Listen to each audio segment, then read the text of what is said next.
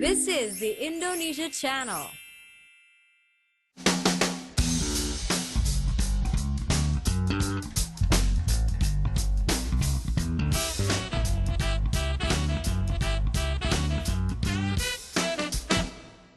Hello and welcome to Hot Indonesia, the program that cool people watch. I'm Dalton Tanonaka in Jakarta. Here is this week's HI Hot List. Hail to the chief, the priorities the new president must address from day one.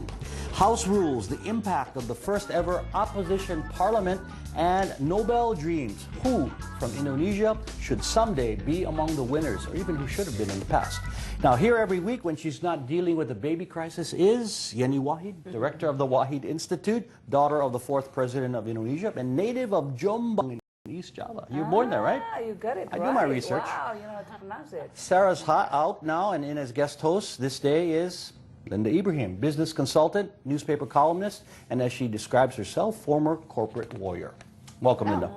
Corporate warrior. Corporate warrior. Hot topic number one, hail to the chief. Now, the day has come when Indonesia inaugurates its seventh president. When Monday morning ceremonies are over, former furniture exporter Joko Widodo will be the leader of a $1 trillion G20 nation.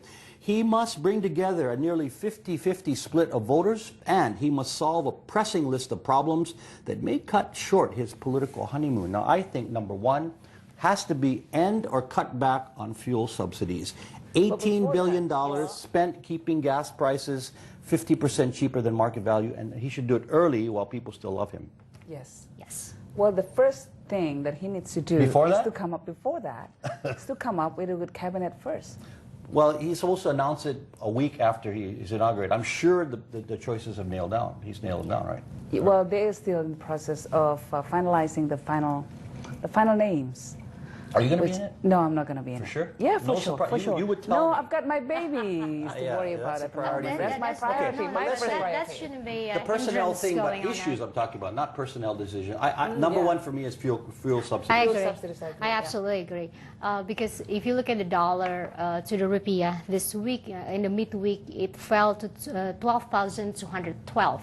That's one of the lowest we've had the past 4 months, and I'm sure that's already after central bank intervened so much. That's a lot of money used twice stupidly. First for the fuel subsidy, and second to save the rupiah in the financial market. You know, it's taking away from building infrastructures, for giving subsidies to farmers, for example. Well, that's what he's got to do. Besides cutting, he's got to say where it's going to go. Otherwise, people will protest and burn tires in the streets. Well, the first thing that is to send out good signals to the market and to the public at large. You know, he needs to attract foreign direct investment, because that's sorely needed, because we simply don't have enough money to make sure that we will achieve the target of 7% growth. It's very ambitious. Yes. And we should be at 7 or 8, though, I think. But anyway, that's another story. Yeah, I was in a discussion with some bankers, and they complain that the banks in Indonesia don't have enough liquidity to finance you know, a good development in this country. Well, you know, you don't think we should be at 7 or 8? I mean, this is an aside, because I think it's mismanagement by the or lack of good management in the past 10 years. You have to look at the state budget. When 30% of the state budget goes to pay the payrolls of the federal employees, there's not going to be a management. It's management. Allocation of funding. 30% for the fuel subsidy. Yeah, and there's not going to be 7 or 8%. I just think we should be higher. We're lucky to have achieved 5.2. Fiscal improvement. Okay, yeah, let's move on. 5% Number 2 priority, we'll get back to the guy coming in on Monday. Okay, mass transit. I think he should hold a transportation summit immediately with former deputy and now Jakarta governor, Basuki Purnama, and declare that the federal and city governments will work hand in hand to get the trains rolling sooner than later.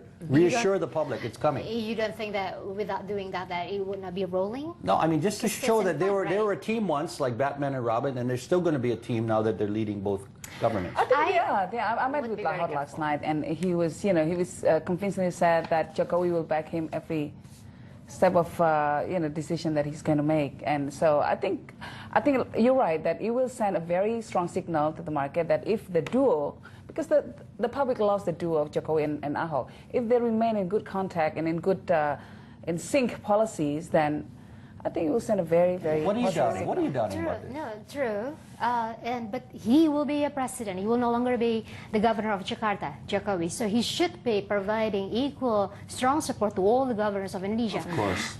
Because what I'm afraid of, the way the media and a lot of public figures now have been drumming up on this whole powerful duo, is that it will be a Jakarta-centric government all over again, in which we have been complaining for the past But it starts decades. here. It starts here. Then, if we're strong, you can help the provinces, other There has provinces.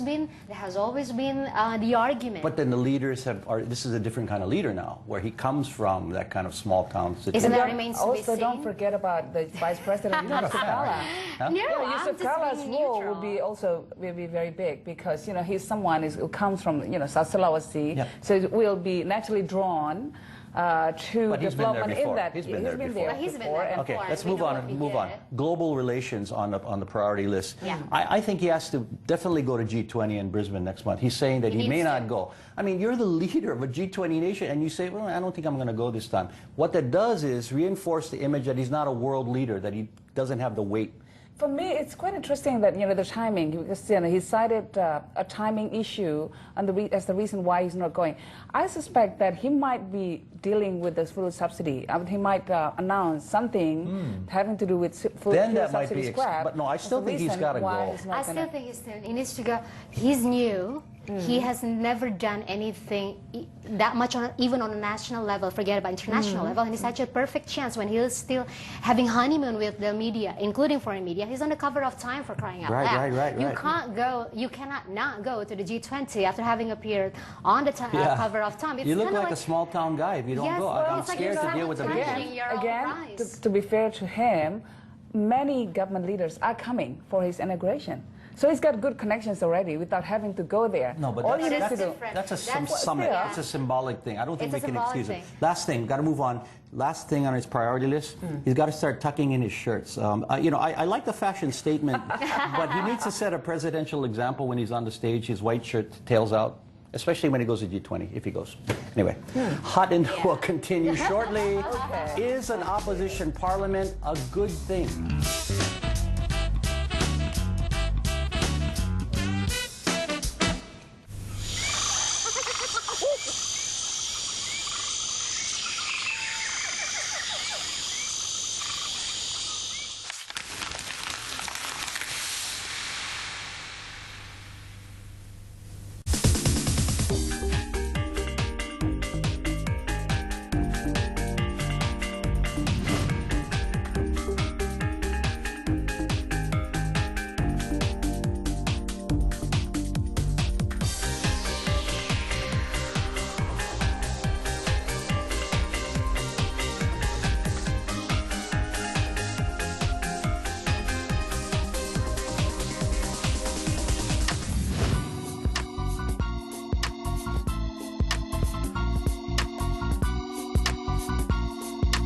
Matches.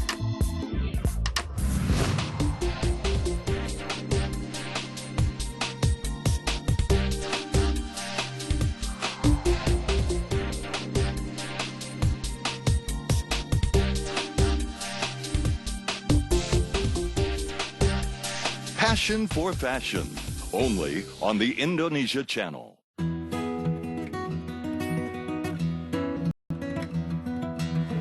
Hi, I'm Lorraine Hahn, and this is Executive Golf.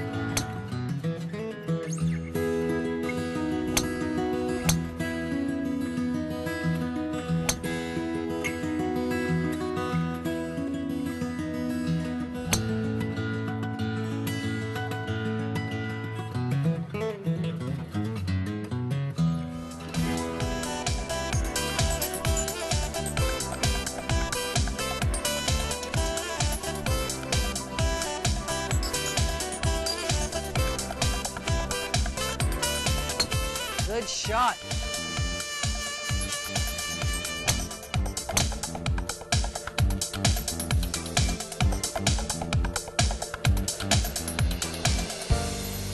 Executive Golf, only on the Indonesia Channel.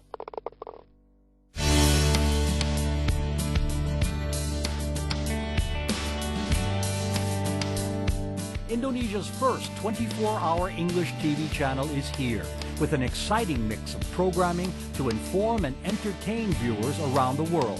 The Indonesia channel offers something for everyone, from world-class lifestyle shows like Yoga Bliss to the hottest music hits and artists on iPop. News and information are an important part of the Indonesia channel, with Today's Indonesia and ASEAN Today providing what you need to know.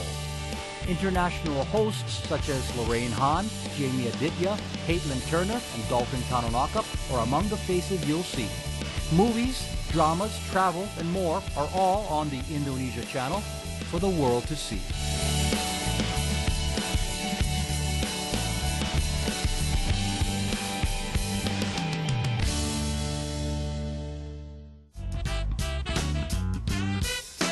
You are watching Hot Indonesia with Linda, Yenny, and me.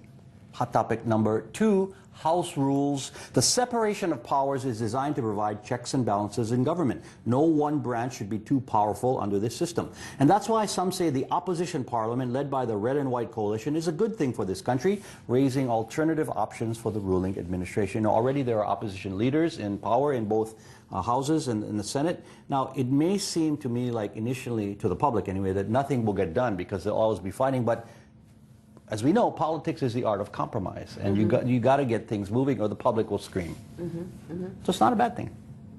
Well, it is if it's excessively done, like we've seen in the past, you know, with the House and the opposition coalition try to block every step of the way. When was it? Recently? Recently. So far, in the yes. past couple of weeks. In the past couple of weeks yeah. only, yes. The past 5 weeks, yeah. yes. You know, they've won like 4-0, that's the score. You know, with every... Yeah, she counted.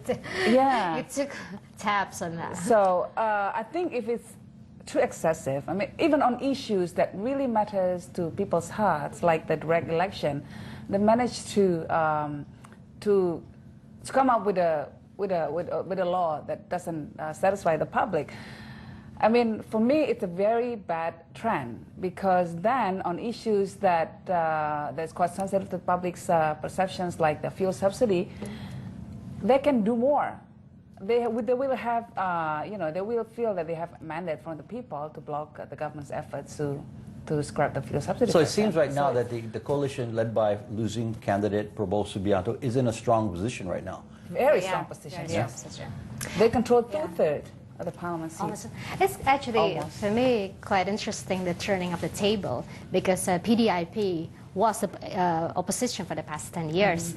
And even though by a seat they were not a majority, but the way the last administration of SBY, when he was not even getting support from his own coalition, like PKS and Golkar, it was almost like PDIP had a lot of suddenly new buddies, you know, like for example in the case of the Century case, and also even on the case of fuel subsidies. Right. I still can remember the past 5 years what the leaders of Golkar and PKS have been saying against the cutting of fuel subsidies. Yeah, there were defections in key votes in the past 5 years. Yes, so it's going to be interesting. Now PDIP actually owns the government, but they are facing opposition in parliament. I want to see how they should be able to benefit from having been in an opposition for the past 10 years. They should be able to know how to maneuver the House.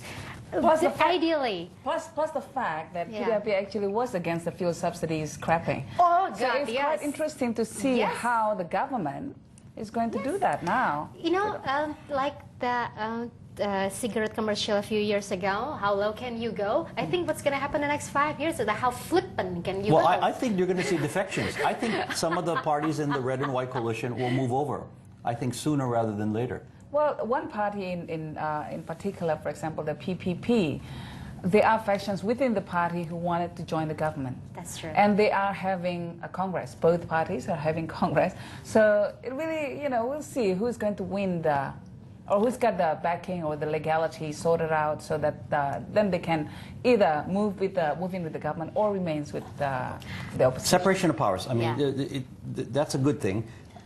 To counter what will surely be the blocking, continued blocking of certain pieces of legislation, the president has to use his his people power, right? While he's popular, the power of public persuasion, he's got to get the masses behind his program so they put pressure on their legislators and hopefully they'll listen. Not only the people, I think what matters is that he needs to get the police and the military all firmly behind him. Still, they play a... They play Oh no, a big role. and they're They do. actually official tools of the president. He needs to Yes, get them on yes. board.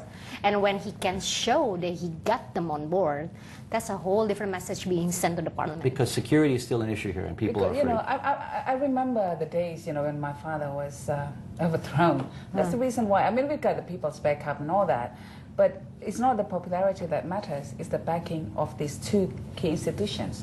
Once the military not behind you, then you're almost doomed. And that was the problem. That was the problem for your dad. For my dad, because he had the people behind him. He's got the people behind him. He's got his own party. I mean, Jokowi doesn't have his own party. I mean, my father was the chairman of his own political party. He's And even got all got the media money. behind him He's at got that the media time. behind him. But he didn't Still, have the they military. managed to overthrow him over issues that were baseless. So, I mean, I think for Jokowi, and also, my dad's got all these grassroots supports, people who are willing to die for him, in fact, in fact, almost. So, I don't know whether it's going to be a turbulent time for Jokowi. He really needs to show up more capital, more political support from the people, and also who's using his own personal charms. Yeah, that's what I people mean. in. Power, public, personal. But and historically, the it's president has always had the numbers in parliament. Okay, Suharto, rubber stamp. So this present situation, I think, will be a good test of democracy in the larger issue, and a test for this popular leader. Let's see if he can deliver on the hope that he's given on the capital cover has of to time. be The new hope. That's what the title said, I think. Okay, more hot into it's coming up. Does Barack Obama's Nobel Prize count as part Indonesia's?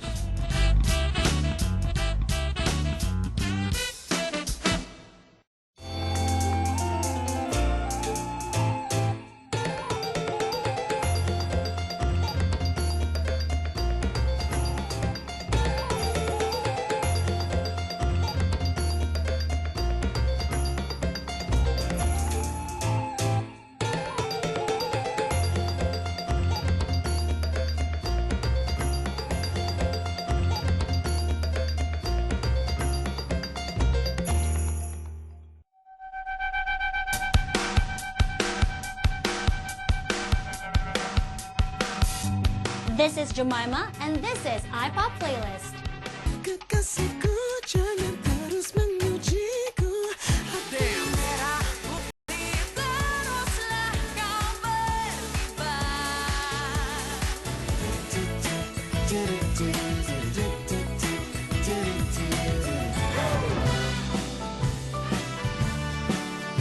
iPop is your guide for Indonesian music videos and Indonesian artists. Kau membuatku merasakan indahnya jatuh cinta.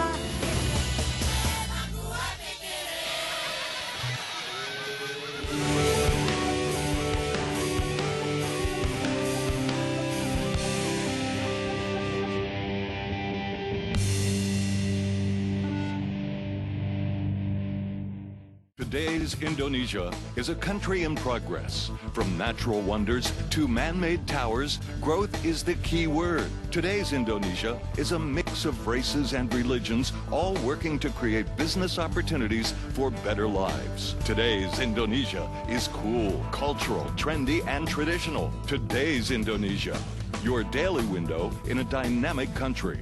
Only on the Indonesia Channel.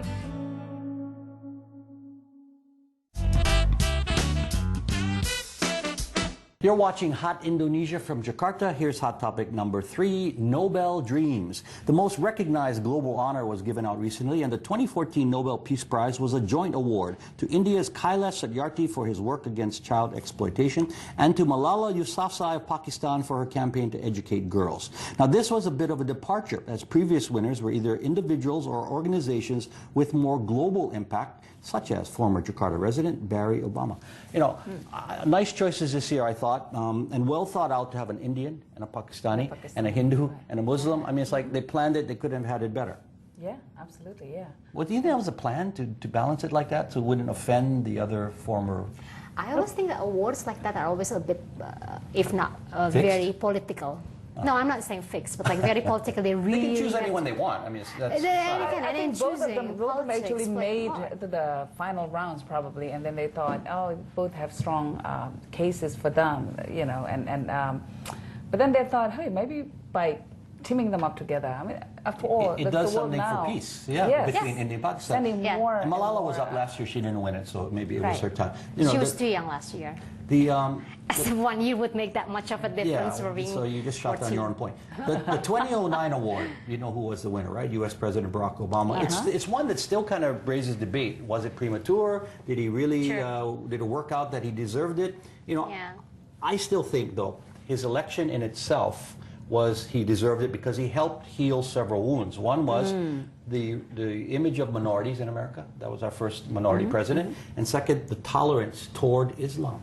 You can't say enough about the previous presidents, the image of the previous president, and then when Barack Obama came aboard, having lived in Indonesia, grew up among a Muslim majority country, what he did for that, I think is... And the middle name of Hussein, for that matter. There you go, there you go, which his enemies made big points of. Yeah. Yeah. I actually quoted that point when he say, I'm Barack Hussein Obama, you know, swear. So I you guys agree with me take that he to that. I deserved to thought have it it, or are you in the critics? Oh, I think so. I mean, don't know. Nobel Peace Prize is not necessarily because, I mean, the role that he serves, that, you know, he himself, not necessarily the action that is done in the past, but his own personality that serves as a function, functions as a reminder for people, like Or you inspiration. said, you know, And that's what it was, because he hadn't done anything, he just got elected. Now, okay, I want to ask both of you ladies to in pick, that case, then Jokowi is also okay, well, I'm going to ask you. be, I want to ask both of you. Pick an Indonesian who should have been considered in the past or should be considered in the future for a Nobel Peace Prize. Let's start with you, in the Linda. future.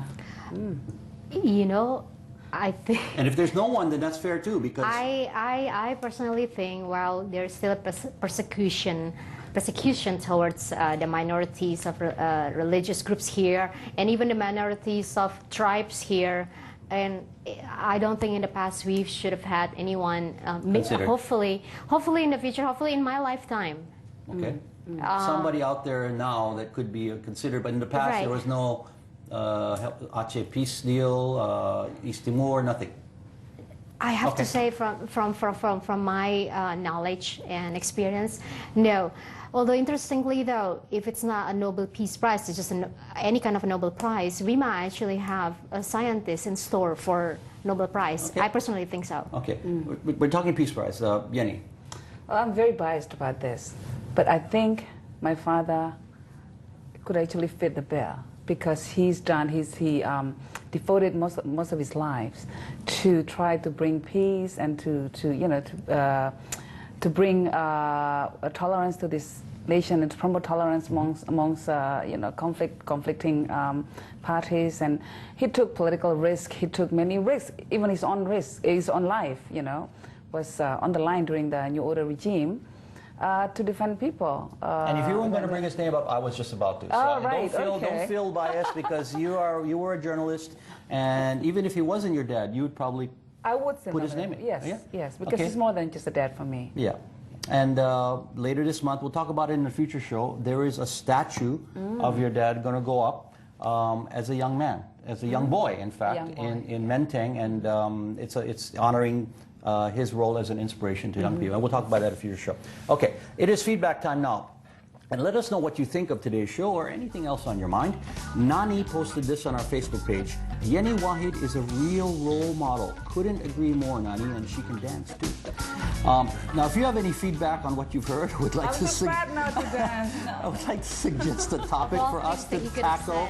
Please email us at hotindo@theindonesiachannel.com or comment through our Indonesia Channel Twitter, Facebook, and Instagram pages. If you got all those. Final words, Linda. We're going to have a new president this Monday, and some of you voted for him, some of you didn't. It doesn't matter. The next 5 years, that's the guy that you should support. And by supporting, it doesn't mean saying yes to and agreeing to everything that he does. If you don't think that he has lived up to his promises or make your life as a citizen better, then speak up.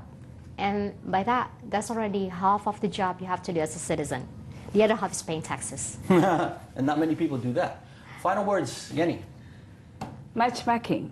You know, despite all this proliferation of all these media outlets, social medias, connections, and all that, still people find it very hard to find their true love. So we need, we've got two here. All these wonderful guys out there, you know, still looking for love. I've got two dear friends here looking for their own love, and I guarantee you. And your sister. Anyone, and my sister, oh, well, she's going to kill me for that because she's got Which sister? I my know all younger of your sister, sisters. my younger sister.